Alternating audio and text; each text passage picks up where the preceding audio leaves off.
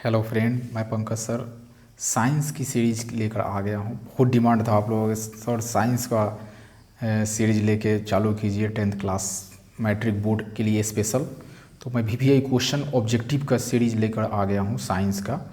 तो साइंस में हम लोग सबसे पहले फिजिक्स को कवर करेंगे, फिर उसके बाद केमिस्ट्री और लास्ट में बायोलॉजी को कवर करेंगे। तो साइंस में हम लोगों का ऑब्जेक्टिव जो है वो फिजिक्स से लगातार आपको चालू रहेगा। पहला चैप्टर है आपका विज्ञान का एनसीईआरटी बुक अध्याय 10 प्रकाश परावर्तन तथा अपवर्तन।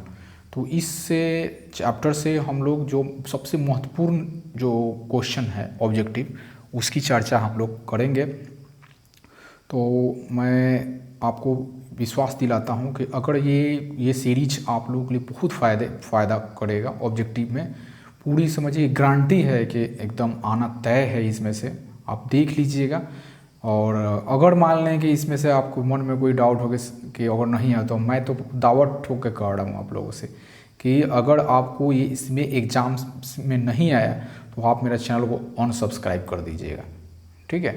तो मैं आपको पूरा विश्वास दिलाता हूँ कि इससे एक भी क्वेश्चन आपको बाहर नहीं रहेगा फिजिक्स से। जो मैं दे रहा हूँ उसको अगर आप लोग कैरी कर लिए तो कहीं से भी आपको ऑब्जेक्टिव में 40 में 40 नंबर तो आना पक्का तय है, कहीं से भी कोई दिक्कत नहीं हो रहा है। तो इस सीरीज को आप लोग ध्यान से देखिए और अपने दोस्तों को बताइए, ठीक है। तो T20 का मुकाबला की तरह ये ऑब्जेक्टिव का सीरीज लेकर आ गया हूँ। तो इस मुकाबले में हम लोग 20 क्वेश्चन को देखेंगे, ऑब्जेक्टिव के 20 क्वेश्चन प्रति सीरीज में हम लोग क्या करेंगे देखेंगे। तो चलिए देर ना करते हुए इसको फटाफट हम लोग देखते हैं। विज्ञान अध्याय 10 प्रकाश का परिवर्तन था अपवर्तन, इस चैप्टर से हम लोग पहला क्वेश्चन आपका यहाँ पे है कि पहला क्वेश्चन है एक समतल दर्पण में बना प्रतिबिंब होता है। समतल दर्पण में कैसा प्रतिबिंब बनता है? ए ऑप्शन है वास्तविक, बी में सदैव आभासी, सी वास्तविक एवं आभासी और डी में इनमें से कोई नहीं। तो स्टूडेंट सबसे पहले तो आप लोग क्या कर दीजिए, वीडियो को पॉज कर दीजिएगा। पॉज करके आप लोग अपने से इस आंसर को पहले खोजिएगा, ठीक है। और आंसर को खोज के नोट कर लीजिएगा और मैं उसके बाद मेरा वीडियो चला के देखिएगा और मिलाइएगा कि आपको कितना मार्क्स आया। तो इससे आपको और कॉन्फिडेंस आपको आएगा, ठीक है। तो चलिए, तो पहला क्वेश्चन आपका पहला ऑप्शन था वास्तविक, बी ऑप्शन है सदैव आभासी, सी वास्तविक एवं आभासी और डी है इनमें से कोई नहीं। तो समतल दर्पण में स्टूडेंट ध्यान रखिएगा बना प्रतिबिंब हमेशा और हमेशा आपका सदैव क्या होता है? आभासी होता है। आभासी उसी को हम लोग क्या कहते हैं? काल्पनिक भी कहते हैं। चलिए फटाफट दूसरा क्वेश्चन को देखते हैं। एक स्वस्थ आंख के लिए दूर बिंदु होता है। दूर बिंदु मतलब कि आप अधिक से अधिक कितना दूर तक आप अपने स्वस्थ आंख से देख सकते हैं। तो ज़्यादातर स्टूडेंट यहाँ 25 सेंटीमीटर देखते हैं, क्या कर देते हैं? टिक कर देते हैं। तो ध्यान रखिएगा गलत हो जाइएगा, ठीक है। तो यहाँ दूर बिंदु कह रहा है, ठीक है। तो दूर बिंदु अलग होता है। तो दूर बिंदु आपका क्या हो जाएगा? बी ऑप्शन है 0, सी ऑप्शन है 250 सेंटीमीटर और डी ऑप्शन है अनंत। तो स्वस्थ आंख का दूर बिंदु आपका क्या होता है? अनंत होता है। दूर बिंदु इसका क्या होता है? अनंत होता है। तीसरा क्वेश्चन पे ध्यान दीजिएगा कि निर्वात में प्रकाश का वेग कितना होता है। तो निर्वात में प्रकाश का जो वेग होता है वो होता है, पहला ऑप्शन है 3 × 10⁸ मीटर पर सेकंड, बी है 3 × 10⁻10 मीटर पर सेकंड, सी है 3 × 10⁻11 किलोमीटर पर सेकंड और डी है आपका 3 × 10⁻9 मीटर पर सेकंड। तो सही आंसर आपका हो जाएगा 3 × 10⁸8 मीटर पर सेकंड।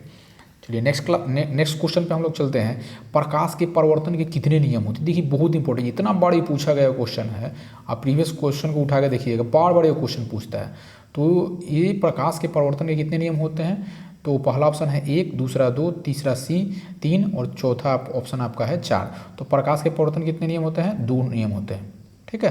जो ना आपतन कोण परिवर्तन कोण के बराबर होता है, ठीक है। और एक और नियम होता है, उसको देख लीजिए। अगला क्वेश्चन हम लोगों का है 5 नंबर क्वेश्चन है अस्पष्ट दृष्टि की न्यूनतम दूरी का मान लगभग कितना होता है? देखिए अस्पष्ट देखने की जो न्यूनतम दूरी है उसका मान कितना होता है? उसका मान आपका होता है 25 सेंटीमीटर, ठीक है। अगला क्वेश्चन है sine I by sine R by C को किस नियम से जाना जाता है? तो ध्यान रखिए स्टूडेंट्स, इस नियम को जाना जाता है, ऑप्शन नंबर ए जूल का नियम, बी स्नेल का नियम, सी न्यूटन डी इनमें से कोई नहीं। तो स्नेल का नियम होगा, ठीक है। Sine I by sine r बराबर म्यू जो होता है, चाहे सी कांस्टेंट जो होता है, वो आपका स्नेल का नियम। प्रकाश के वेग का वेग न्यूनतम होता है किस में होता है? निर्वात में, जल में, वायु में, कांच में। तो ध्यान रखें स्टूडेंट, प्रकाश का वेग का न्यूनतम कहाँ पे होता है आपका? कांच में होता है। ठीक है, तो पांचवा आप लोगों ने देखा। ठीक है, तो पांचवा के बाद आप लोग थोड़ा सा इसको और हम लोग ऊपर करके देखते हैं। ठीक है, इसको और ऊपर करके देखते हैं। छठा क्वेश्चन आपका क्या था? Sine I by sine r बराबर सी, वो किस नियम से जाना जाता है? तो ये आपको कौन सा होगा? स्नेल का नियम हो जाएगा। कौन सा नियम हो जाएगा? स्नेल का। प्रकाश का वेग का न्यूनतम वेग कहाँ न्यूनतम होता है? तो निर्वात में, जल में, वायु में, कांच में। तो यहाँ क्या हो जाएगा? कांच में हो जाएगा। ठीक है, चलिए अब आठवां क्वेश्चन की तरफ हम लोग चलते हैं। आठवां क्वेश्चन आपका है कि दर्पण सूत्र क्या है? तो दर्पण सूत्र आपको है ए ऑप्शन 1/f बराबर 1/v प्लस 1/u। ठीक है, तो ये 1/f बराबर 1/v minus 1/u। C option है f बराबर r/2। डी इनमें से कोई नहीं। तो पहला ऑप्शन आपका सही हो जाएगा, 1/u प्लस 1/v बराबर 1/f। इसको याद रखिएगा। अगला क्वेश्चन है 9 नंबर, समतल दर्पण की फोकस दूरी कितनी होती है? समतल दर्पण की फोकस दूरी स्टूडेंट ध्यान रखिए, ऑप्शन ए दे रहा है 25 सेंटीमीटर, 50 सेंटीमीटर, सी अनंत और कोई नहीं। तो आपका हो जाएगा अनंत। अगला क्वेश्चन है 10 नंबर, गाड़ी की हेडलाइट में कौन सा दर्पण का प्रयोग किया जाता है? हेडलाइट में हमेशा कौन सा दर्पण का प्रयोग किया जाता है? पहला है उत्तल दर्पण, बी अवतल दर्पण, सी उत्तल लेंस, डी अवतल लेंस। तो अवतल दर्पण का प्रयोग किया जाता है हेडलाइट में। जब भी अवतल दर्पण का प्रयोग किया जाता है। हेडलाइट हो गया, चाहे सोलर है जाए, चाहे हजामती दर्पण, इस सब में आपका क्या अवतल दर्पण का प्रयोग होता है। 11 है, गोलीय दर्पण में फोकस दूरी और वक्रता त्रिज्या के बीच क्या संबंध होगा?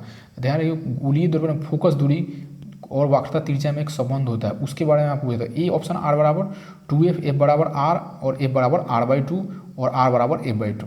तो f बराबर r/2 यही आपका संबंध होता है। इस पर एक और क्वेश्चन आपको पूछता है कभी कभी, जैसे पूछ देगा क्या कि वक्रता त्रिज्या दे रहा है 10 सेंटीमीटर, तो फोकस दूरी क्या हो जाएगा? तो 10/2 कर देंगे तो क्या आ जाएगा आपका?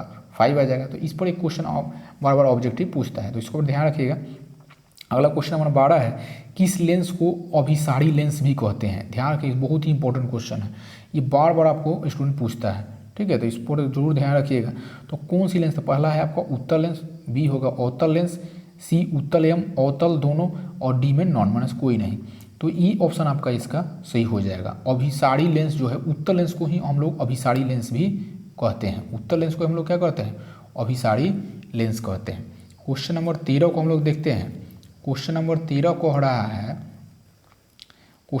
कह रहा है कि कौन से लेंस में वास्तविक एवं आभासी दोनों प्रकार के प्रतिबिंब बनता है? तो वास्तविक और आभासी दोनों जो है कौन से थे? ए ऑप्शन है उत्तल लेंस, बी अवतल लेंस, सी उत्तल एवं अवतल और डी में नॉन। तो ध्यान रखिए स्टूडेंट, वास्तविक और आभासी दोनों प्रकार का प्रतिबिंब जो है उत्तल लेंस में बनता है। किस में बनता है आपका? उत्तल लेंस में। और दर्पण पूछे, ठीक है, और लेंस पूछ रहा है तो कुछ लेंस में उत्तल लेंस में। अवतल दर्पण के सामने वस्तु को कहाँ रखने पर, अगला 14 नंबर क्वेश्चन है, अवतल दर्पण के सामने वस्तु को कहाँ रखने पर प्रतिबिंब समान साइज का बनता है? तो समान साइज का तभी बनेगा जब वो वक्रता केंद्र पर रखा हो। कहाँ पे रखा हो? वक्रता केंद्र। तो बी ऑप्शन आपका क्या हो जाएगा यहाँ पे? सही हो जाएगा। बी ऑप्शन आपका क्या हो जाएगा यहाँ पे? सही हो जाएगा। चलिए हम लोग क्वेश्चन नंबर 15 की बात करते हैं। क्वेश्चन नंबर 15 को हम लोग देखते हैं। क्वेश्चन नंबर 15 आपका क्या कह रहा है कि लेंस की क्षमता ज्ञात करने का सूत्र क्या है? तो ई ऑप्शन है P बराबर 4f, P बराबर f/2, P बराबर 1/f और P बराबर 1/2f।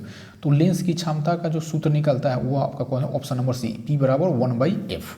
ठीक है, और लेंस की क्षमता का ऐसा ही मात्रक डायोप्टर भी होता है, ये भी आपको बार बार पूछता है, इसको ध्यान रखिएगा। क्वेश्चन नंबर 16, 40 सेंटीमीटर त्रिज्या उत्तल लेंस की फोकस दूरी क्या होगी? तो फोकस 40 सेंटीमीटर, तो फोकस दूरी का बराबर क्या होता है? एफ बराबर क्या होता है? r/2। तो r कितना दिया है? 20, तो r/2 हम लोग करेंगे तो कितना हो जाएगा आपका? 20 सेंटीमीटर होगा। ठीक है, कितना सेंटीमीटर हो जाएगा? आधा हो जाएगा।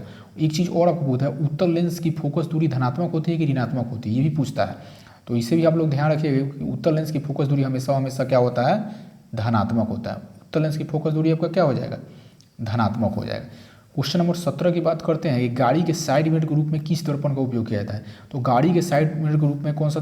ए ऑप्शन है उत्तल दर्पण, बी समतल दर्पण, सी अवतल दर्पण और डी नॉन।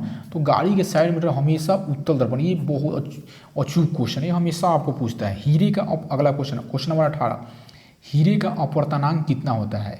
हीरे का अपूर्णांक 1.77, 1.52, 2.42, 2.3। तो ऑप्शन नंबर इसका सी आपका सही हो जाएगा, 2.42। किस दर्पण से चाहे आप कितनी ही दूरी पर खड़े हों आपका प्रतिबिंब सदैव सीधा प्रतीत होता है। किसी दर्पण से चाहे आप कितनी ही दूरी पर खड़े हों आपका प्रतिबिंब सदैव किससे बनेगा, प्राप्त होता है, सीधा प्रतीत होता है। ए केवल समतल, बी केवल अवतल, सी केवल उत्तल, डी या तो समतल या अथवा उत्तल। तो ऑप्शन नंबर इसमें आपका क्या हो जाएगा, डी आपका क्या हो जाएगा, सही हो जाएगा। ठीक है, निम्नलिखित में से कौन सा पदार्थ लेंस बनाने के लिए प्रयुक्त नहीं कर सकता, तो ये आपका है मिट्टी। तो इस प्रकार से ये आपका हो गया 2020 का मुकाबला था, जिसमें आप अपना देख लीजिए, चेक करके आपको कितना नंबर आया। ठीक है, फिर इस सीरीज को हम एक और वीडियो लेके आएंगे, तब तक के लिए धन्यवाद।